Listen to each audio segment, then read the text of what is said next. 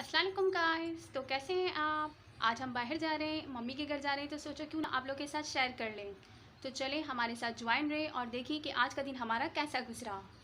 तो चलें, और वीडियो को लाइक करना बिल्कुल ना भूलें और एंड तक वीडियो को ज़रूर देखें। और देखते हैं आज हस्बैंड जी को कितना गुस्सा आता है और मैं कितना घुमाती हूँ इनको। तो चलें स्टार्ट करते हैं।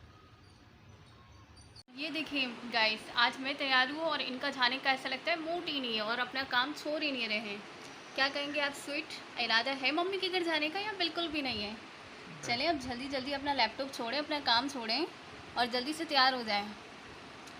आज टाइम क्या दे दिया तैयार होने का। तो मैं बैठ गया हूँ तो तैयार जल्दी फटाफट हो गई हैं। और नहीं तो क्या, मुझे कह रहे थे जल्दी करेंगे और देख लें आज मैं जल्दी तैयार हो गई हूँ, वरना हमेशा मैं लेट होती हूँ और हमेशा मुझे असल कह में रहे दिल नहीं होते कर रहा हैं। ना इसको सास के घर छोड़ने का। ये वहाँ पे जाएगी ना तो वहीं की वहीं हो जाएगी, फिर आप वापस नहीं आएगी। अब ऐसा कुछ भी नहीं है, ज़रूरी थोड़ी है ना लड़कियाँ मम्मी के